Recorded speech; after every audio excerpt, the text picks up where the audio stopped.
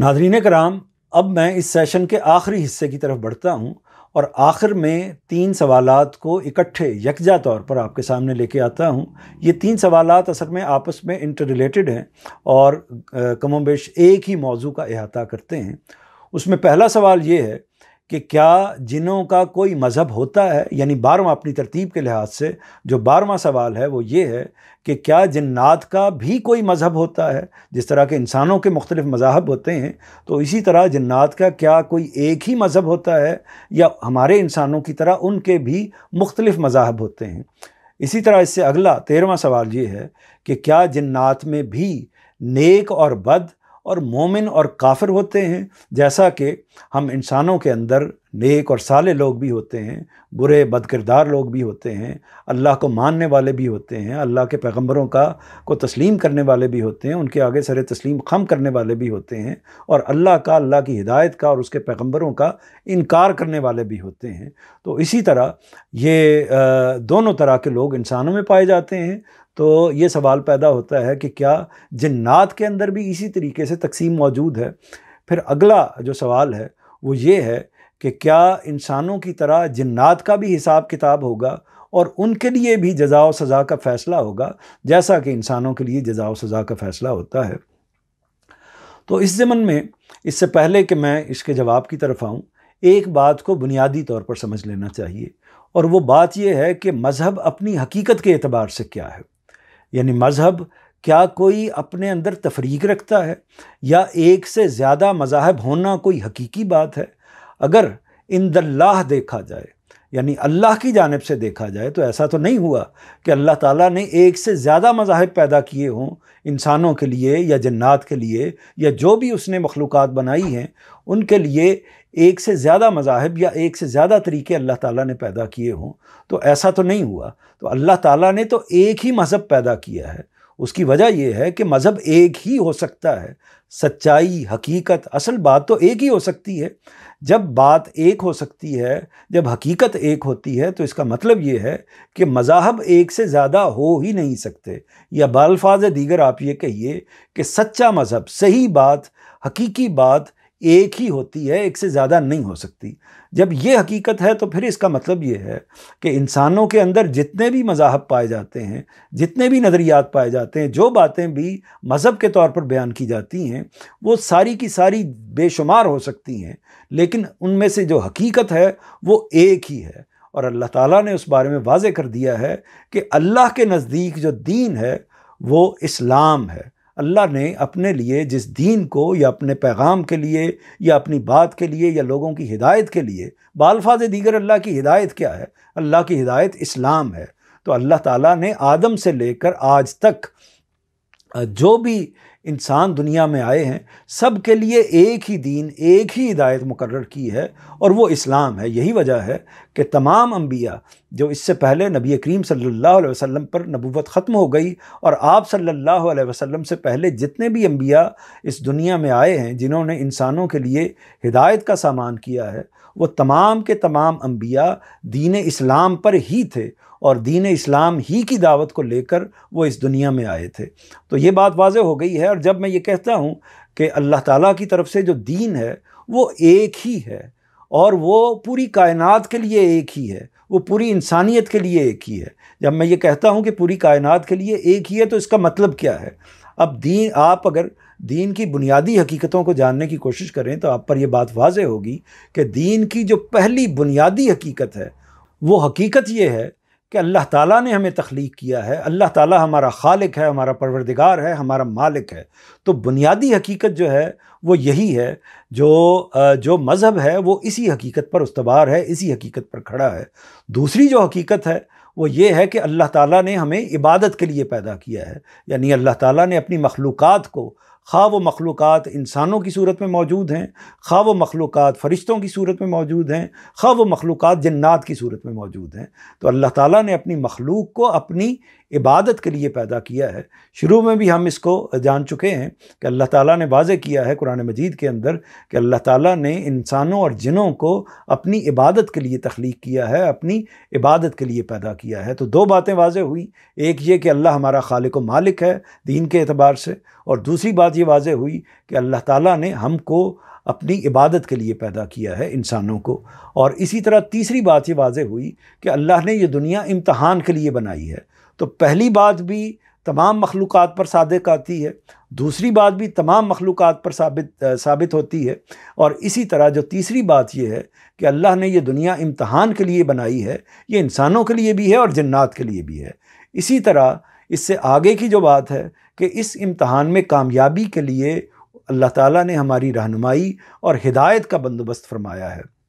اور جب اللہ تعالیٰ نے یہ بندوبست کیا ہے، خواہ وہ انسانوں کے لیے کیا ہے، اور اگر انسانوں کے لیے کیا ہے تو جنات کے لیے بھی، جو بھی مخلوقات اللہ تعالیٰ نے بنائی ہیں، تو یہ پورا بندوبست اللہ تعالیٰ نے جیسا کہ انسانوں کے لیے کیا ہے، لازم ہے کہ ویسا ہی جنات کے لیے بھی کیا ہوگا۔ اور وہ بندوبست کیا ہے؟ ایک اس میں سٹیپ آپ سب جانتے ہیں کہ یہ ہے کہ اللہ تعالیٰ نے انسان کے اندر دین کو ودیت کیا ہے، یعنی انسان کی فطرت میں اللہ تعالیٰ نے دین کو ودیت کیا ہے۔ یعنی انسان جب دنیا میں آتا ہے تو وہ کوئی اندھا بہرا اور بے سوچے سمجھے کیفیت میں نہیں ہوتا، بلکہ دین کی جو بنیادی اساسات ہیں وہ اس کے اندر اللہ تعالیٰ دے کر اس دنیا میں بھیجتے ہیں۔ تو اگر انسانوں کا معاملہ یہ ہے تو پھر اس کا مطلب ہے کہ جنات کا معاملہ بھی یہ ہوگا، کیونکہ جیسے انسان آزمائش کے اندر ہیں اسی طرح جنات بھی آزمائش کے اندر ہیں۔ جس طرح انسانوں کے لیے جزا و سزا اور قیامت ہے، اسی طرح جنات کے لیے بھی جزا و سزا اور قیامت ہے۔ اسی طرح دوسری بات جو سامنے آتی ہے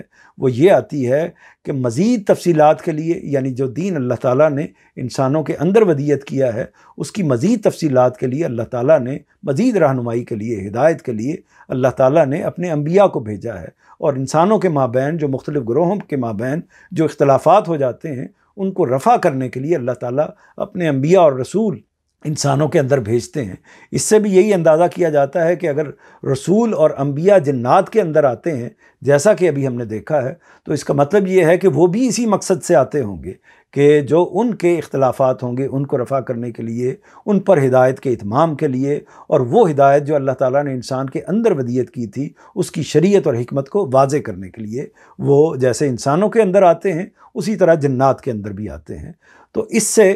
یہ بات واضح ہوئی کہ کم و بیش وہ تمام دینی حقائق جو انسانوں کے لیے ہیں، یہ لازم ہے کہ وہی جنوں کے لیے ہوں گے، وہی فرشتوں کے لیے ہوں گے، کیونکہ حقیقت دین کی اپنی حقیقت کے اعتبار سے الگ الگ نہیں ہو سکتی۔ پروردگار اگر ایک ہے، خالق ایک ہے، اور اس کا نظام ایک ہے، اور اس نے اگر دونوں مخلوقات کو ایک ہی نوعیت کے لیے یا ایک ہی مقصد کے لیے پیدا کیا ہے، تو اس کا مطلب یہ ہے کہ دونوں کی دونوں مخلوقات ایک ہی دین پر خدا کے نزدیک موجود ہیں۔ اور اللہ تعالیٰ نے ان کو جیسے اسلام پر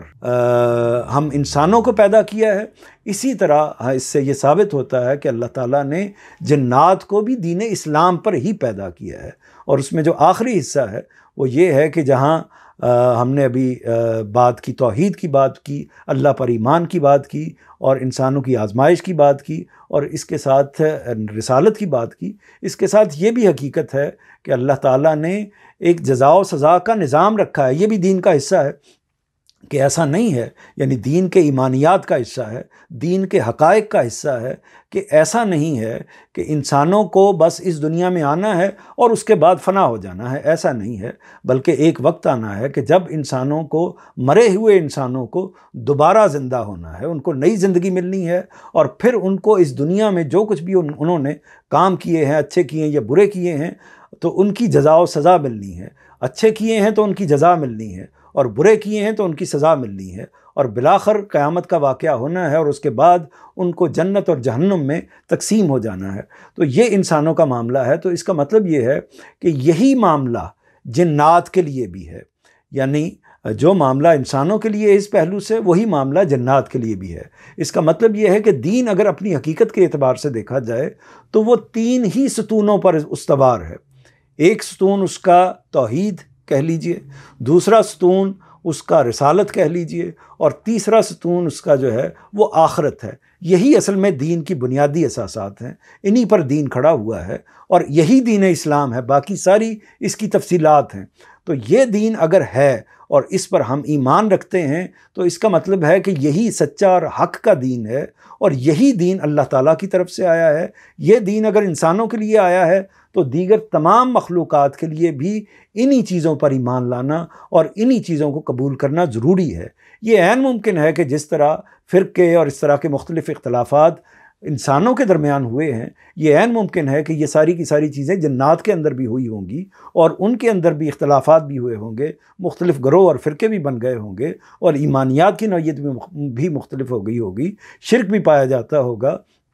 اور اس طرح آخرت کا انکار بھی ہوتا ہوگا۔ یہ ساری چیزیں جیسے انسانوں کے اندر پائی جاتی ہیں ان کے اندر بھی پائی جاتی ہوں گی، لیکن جہاں تک دین کی حقیقت کا تعلق ہے تو ان کے لیے بھی وہی دین ہے جو ہم انسانوں کے لیے دین ہے۔ تو اس روشنی میں جو ابھی میں نے ایک تمہید کی بات کی ہے اور اس کو واضح کرنے کی کوشش کی ہے کہ پہلے یہ جان لیا جائے کہ دین اپنی حقیقت کے اعتبار سے کیا ہے، یا مذہب کا لفظ جب ہم استعمال کرتے ہیں تو عند اللہ مذاہب کی کوئی تفریق نہیں ہے، اللہ کا مطلوب مذہب ایک ہی ہے اور وہ اسلام ہے۔ تو اب اس میں میں اس بات کی تنقیح کے لیے، واضح کرنے کے لیے جو ہم نے سوالات آپ کے سامنے رکھے تھے، ان سوالات کی وضاحت کے لیے سورہ جن کا مطالعہ کرتے ہیں، یعنی سورہ جن کے ابتدائی حصے کا مطالعہ کرتے ہیں، اور اس کی ابتدائی 1 تا 15 آیات کا ترجمہ میں آپ کے سامنے پیش کرتا ہوں۔ اللہ تعالیٰ کا ارشاد ہے، انہیں بتاؤ اے پیغمبر کہ مجھے وحی کی گئی ہے کہ جنوں کی ایک جماعت نے اس کو سنا، یعنی قرآن مجید کو سنا، تو اپنی قوم سے جا کر کہا ہم نے ایک بڑا ہی دل پذیر قرآن سنا ہے جو ہدایت کا راستہ دکھاتا ہے، سو ہم اس پر ایمان لے آئے ہیں، اور اب ہم ہرگز کسی کو اپنے پروردگار کا شریک نہ ٹھہرائیں گے۔ اور یہ بھی کہ ہمارے رب کی شان بہت اونچی ہے، اس نے اپنے لیے کوئی بیوی بنائی ہے نہ اولاد۔ اور یہ بھی کہ ہمارا یہ احمق سردار اللہ کے بارے میں بالکل حق سے ہٹی ہوئی باتیں کہتا رہا ہے۔ اور یہ بھی کہ ہم اس کے پیچھے صرف اس لیے چلتے رہے کہ ہم نے سمجھا تھا کہ کیا جن اور کیا انسان اللہ پر کوئی بھی جھوٹ نہیں باندھ سکتا۔ اور یہ بھی کہ انسان کچھ پہلے ہی سرکش تھے، پھر انسانوں میں سے کچھ احمق ہمارے ان جنوں میں سے کچھ شریروں کی دہائی دیتے رہے، تو انہوں نے ان کی سرکشی بڑھا دی۔ اور یہ بھی کہ تمہاری طرح انہوں نے بھی یہی سمجھا، یعنی تمہاری طرح جنوں کی طرح انسانوں نے بھی یہی سمجھا۔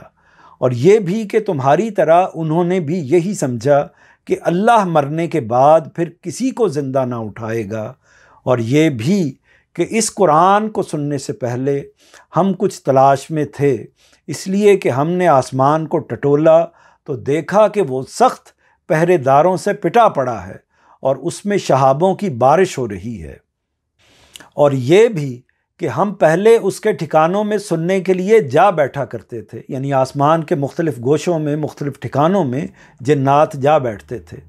اور یہ بھی کہ ہم پہلے اس کے ٹھکانوں میں سننے کے لیے جا بیٹھا کرتے تھے، مگر ہم نے دیکھا کہ اب جو سننے کی کوشش کرتا ہے اپنے لیے گھات میں ایک انگارہ پاتا ہے، یعنی شہاب ثاقب پاتا ہے۔ اور یہ بھی کہ اس وقت ہم نہیں جانتے تھے کہ زمین والوں کے حق میں کوئی برائی مقصود ہے، یا ان کے پروردگار نے ان کے لیے کسی خیر کا ارادہ کیا ہے۔ اور یہ بھی کہ ہم میں نیک بھی رہے ہیں اور دوسرے بھی، اور ہمارے راستے اس سے پہلے بھی الگ الگ ہی رہے تھے، یعنی اس سے یہ بات بھی واضح ہو گئی کہ ان کے اندر نیک لوگ بھی پائے جاتے ہیں، اور جو سرکش لوگ ہیں اور جو کفار کی نوعیت کے لوگ ہیں وہ بھی پائے جاتے ہیں۔ اور یہ بھی کہ ہم میں نیک بھی رہے ہیں اور دوسرے بھی، اور ہمارے راستے اس سے پہلے بھی الگ الگ ہی رہے تھے۔ اور یہ بھی کہ ہم کبھی سرکش نہ تھے، ہم سمجھتے تھے کہ اللہ کی گرفت سے نہ ہم زمین میں کہیں جا کر نکل سکتے ہیں اور نہ آسمان میں کہیں بھاگ کر اس کو ہرا سکتے ہیں۔ اور یہ بھی کہ ہمارا یہی خیال تھا جس کی بنا پر ہم نے جب ہدایت کی یہ بات سنی تو اس پر ایمان لے آئے، یعنی قرآن مجید کی جب انہوں نے بات سنی، ہدایت کی جب یہ بات سنی تو اس پر ایمان لے آئے۔ سو اب تمہیں بھی دعوت دیتے ہیں کہ تم میں سے جو اپنے رب کو مانیں گے، یعنی یہ دعوت انہوں نے اپنی قوم کے سامنے پیش کی، سو اب تمہیں بھی دعوت دیتے ہیں کہ تم میں سے جو اپنے رب کو مانیں گے انہیں کسی نقصان اور کسی زیادتی کا اندیشہ نہ ہوگا، اور یہ بھی کہ اس کے بعد اب ہمارے اندر وہ بھی ہوں گے جو حق کے سامنے سر جھکا دیں گے، اور وہ بھی جو سرتابی پر اصرار کریں گے۔ سو جنہوں نے سر جھکا دیا انہوں نے راستہ پا لیا، اور جو نافرمان ہوئے وہ پھر دوزخ کا ایندھن ہو کر رہے۔ تو ناظرین کرام، سورہ جن کے اس ابتدائی حصے کا آپ نے ترجمہ سنا ہے۔ اس سے یہ بات پوری طرح متعین ہو کر، پوری طرح واضح ہو کر ہمارے سامنے آ گئی ہے کہ جنات کا بھی مذہب ہوتا ہے، اور ان کے ہاں بھی مختلف مذاہب پائے جاتے ہیں، اور اسی طرح ان کے ہاں توحید بھی پائی جاتی ہے، ان کے ہاں شرک بھی پایا جاتا ہے۔ وہ اللہ کی راہ کو قبول بھی کرتے ہیں، وہ اللہ کی راہ سے بھٹکتے بھی ہیں، ان کے اندر پیغمبر بھی آتے ہیں، اور ان کا معاملہ بھی انسانوں ہی کی طرح ایسے ہے کہ جیسے ان کو بالآخر پھر حساب کتاب سے گزرنا ہے، اور حساب کتاب سے گزر کر پھر ان کو دوزخ یا جنت میں اپنے اپنے اعمال کے لحاظ سے اپنے مقدر کے مطابق، اللہ تعالیٰ کے فیصلے کے مطابق انہوں نے جنت میں جانا ہے یا جہنم میں جانا ہے۔ تو گویا کہ توحید، رسالت، آخرت اور ایمانیات کے دیگر مباحث جو ہیں وہ جنات کے ہاں اسی طرح پائے جاتے ہیں جس طرح کے انسانوں کے ہاں پائے جاتے ہیں، اور ان کا مذہب بھی اسلام ہی ہے، یعنی جو ان کو اللہ تعالیٰ کی طرف سے ودیت کیا گیا مذہب ہے، صحیح مذہب ہے، جس پر ان کو ایمان لے کے آنا ہے، اور جس کو پر ایمان لانے کے وہ مکلف ہیں، ذمہ دار ہیں، وہ اسلام ہی ہے۔ یعنی گویا کہ وہی معاملہ ہے جو انسانوں کا معاملہ ہے۔ تو یہ سوالات واضح ہو گئے۔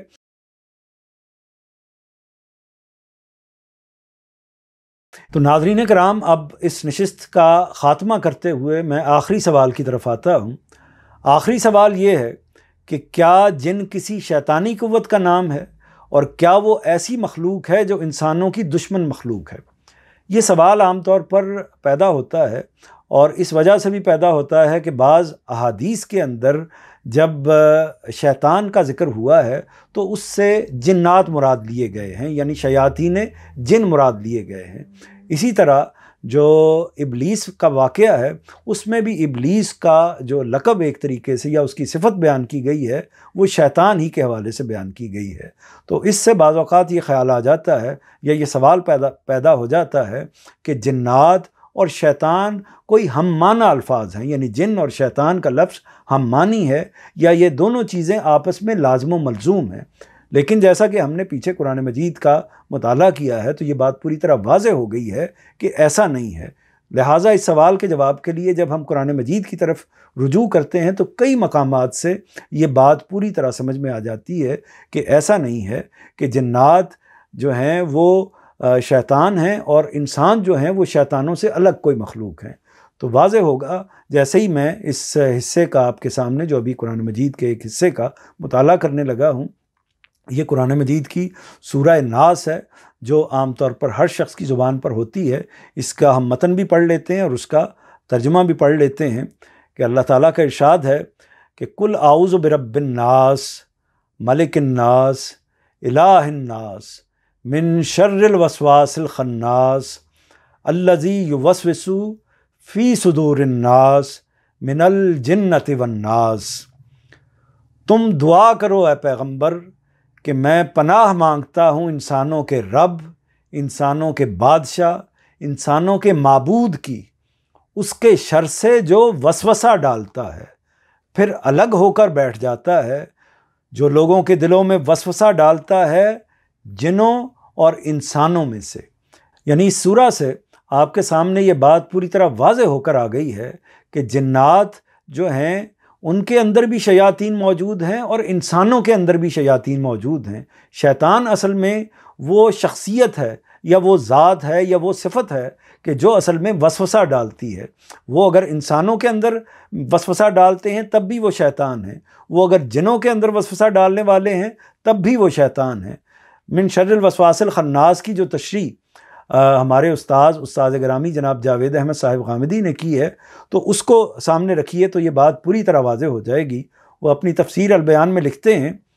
کہ الفاظ میں یعنی من شر الوسواس الخناس کے جو الفاظ ہیں ان الفاظ میں اگرچہ تصریح نہیں ہے مگر یہ اور اس سے آگے کی صفات بتا رہی ہیں کہ مراد شیطان ہے، یعنی یہاں من شر الوسواس الخناس، یعنی جو دلوں میں وسوسے ڈالتا ہے وہ کون ہے؟ اس سے مراد شیطان ہے۔ یہ اس کی خاص تکنیک ہے جس سے وہ لوگوں کو فریب دیتا اور اپنے دامن میں پھنساتا ہے۔ قرآن سے معلوم ہوتا ہے کہ اس کے پاس واحد ہتھیار یہی ہے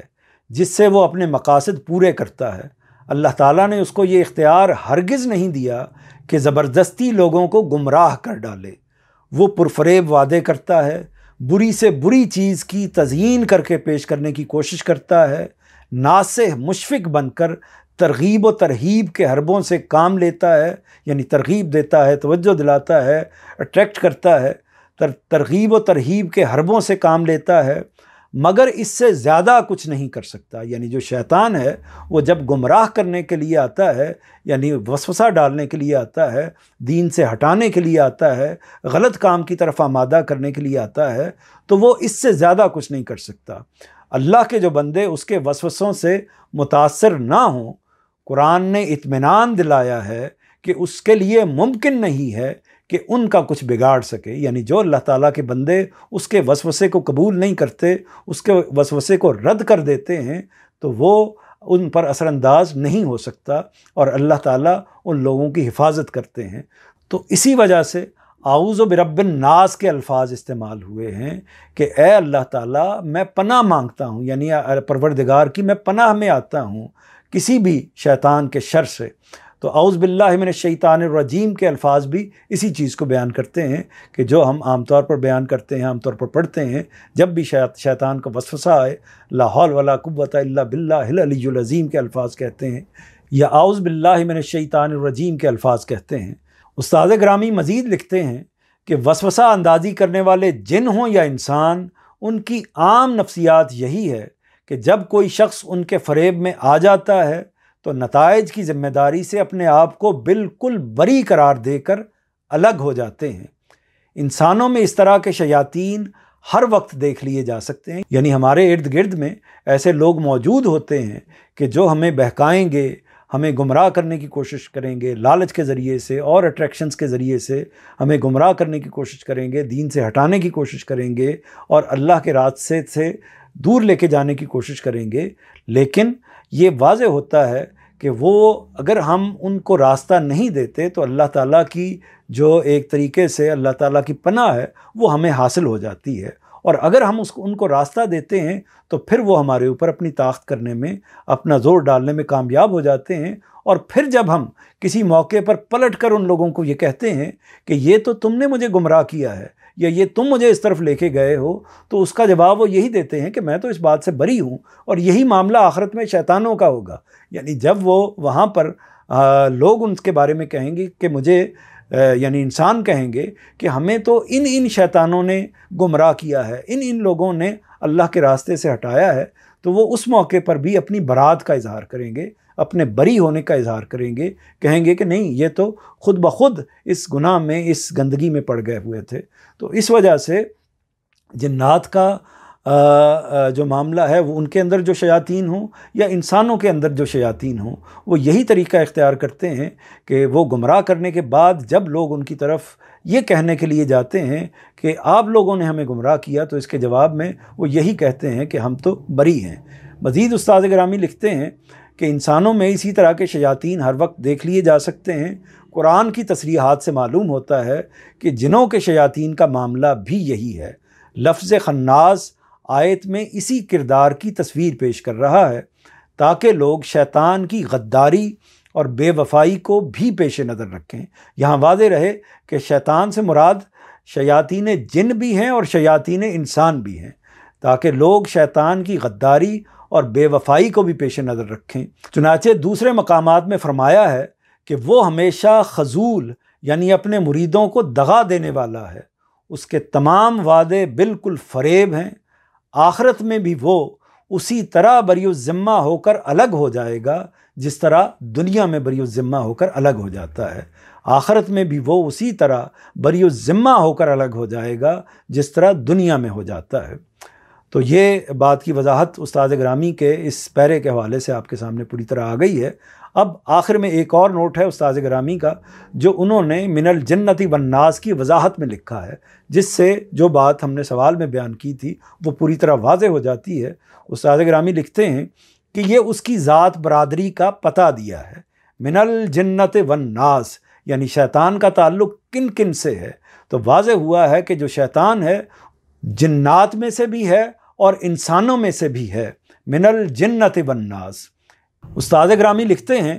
کہ یہ اس کی ذات برادری کا پتہ دیا ہے، مطلب یہ ہے کہ شیطان کی کوئی مستقل مخلوق نہیں جسے اللہ تعالیٰ نے اسی مقصد سے پیدا کیا ہے، یعنی شیطان بذات خود فی نفس ہی کوئی الگ سے کوئی مستقل مخلوق نہیں ہے۔ یہ جنات کے اندر بھی پائے جاتے ہیں اور یہ انسانوں کے اندر بھی پائے جاتے ہیں، اور ایک ہی وقت میں جب کوئی انسان بدی کی جگہ پر کھڑا ہوتا ہے تو وہ اصل میں شیطان کا روپ اختیار کیے ہوتا ہے، وہ اس حالت میں انسان نہیں ہوتا، وہ شیطان ہوتا ہے۔ اور اسی طرح جنات میں بھی جو جن کوئی گمراہی کی طرف لے کے جاتا ہے یا کسی بدی کے مقام پر کھڑا ہوا ہوتا ہے تو وہ در حقیقت اس وقت وہ مومن نہیں ہوتا بلکہ شیطان ہوتا ہے۔ تو اس سے واضح ہوا کہ شیطان ہونا کوئی خاص مخلوق ہونے سے متعلق نہیں ہے، جنات کے اندر بھی شیطان موجود ہیں اور انسانوں کے اندر بھی شیطان موجود ہیں۔ میں بات کو دوبارہ دہرا دیتا ہوں کہ یہ اس کی ذات برادری کا پتہ دیا ہے، مطلب یہ ہے کہ شیطان کوئی مستقل مخلوق نہیں جسے اللہ تعالیٰ نے اسی مقصد سے پیدا کیا ہے کہ وہ لوگوں کو گمراہ کرے، بلکہ جنوں اور انسانوں میں سے جو یہ پیشہ اختیار کر لیں، یعنی شیطانی کام کرنے کا جو پیشہ اختیار کر لیں، بلکہ جنوں اور انسانوں میں سے جو یہ پیشہ اختیار کر لیں وہی شیطان بن جاتے ہیں۔ اقول قولی ھذا واستغفر اللہ لی ولکم ولسائر المسلمین۔